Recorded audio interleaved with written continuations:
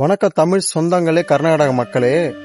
சுதந்திர தினத்தன்னைக்கு ஒரு என்கவுண்டர் பண்ணியிருக்காங்க கர்நாடகா ஃபாரஸ்ட் டிபார்ட்மெண்ட். தமிழர்கள் 3 தமிழர்களை ஒருத்தர் தப்பி ஓடிட்டாரு.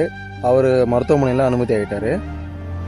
என்ன காரணம் கேட்டால் அவங்க காட்டில் போயிட்டு வனவிலங்கை சுட்டதா, அப்படி அதுக்காக என்கவுண்டர் பண்ணன்னு சொல்கிறாங்க. ஐயா, அவங்க மாடு பிடிக்க போனவங்க ஐயா. மாடு பிடிக்க போனவங்களுக்கும் மான வேட்டையாடுறவங்களுக்கும் வித்தியாசம் தெரியாது அவங்களுக்கு.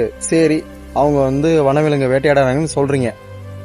அந்த சுட்ட விலங்கு எங்க, சுட்ட துப்பாக்கி எங்க? இது எதுவுமே இல்லாம எந்த ஒரு ரீசனுக்காக அவங்க நீங்க சுட்டீங்க? ஒரே ஒரு ரீசன், அவன் தமிழன், அவ்வளவுதான். தமிழன்னா உங்களுக்கு இலக்காரம். அதனால இப்ப அந்த 3 பேரை கொண்டுட்டீங்க, அவங்க குடும்பத்தை நடுத்தல கொண்டு வந்துட்டீங்க. இதுல என்ன ஒரு இதுனா, இதுக்கு கர்நாடகா சேர்ந்த சில பேர் ஆதரிக்கிறாங்க, அப்படிதான் கொல்லணும்னு.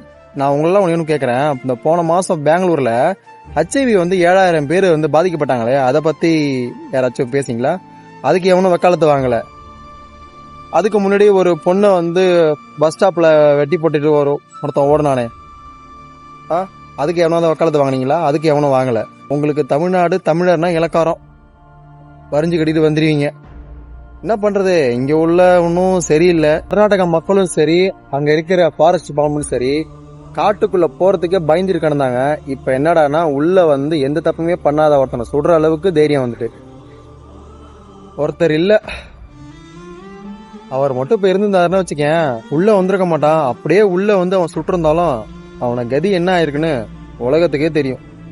வேற மாதிரி ஆயிருக்கும். நான் மட்டும் இல்ல, இப்போ ஒட்டுமொத்த தமிழ்நாடுமே அவரை ரொம்ப ரொம்ப ரொம்ப மிஸ் பண்றாங்க.